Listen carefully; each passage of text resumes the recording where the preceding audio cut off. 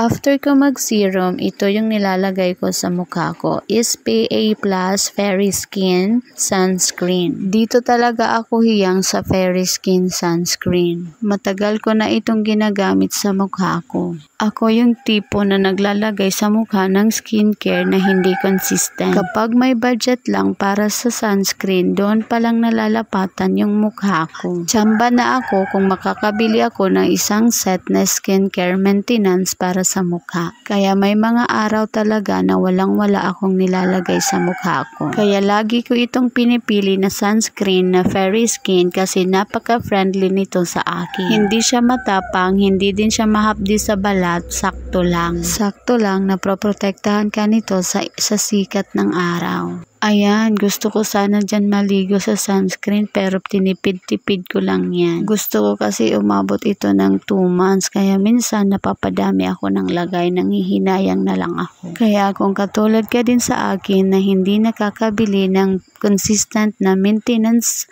na skincare sa mukha,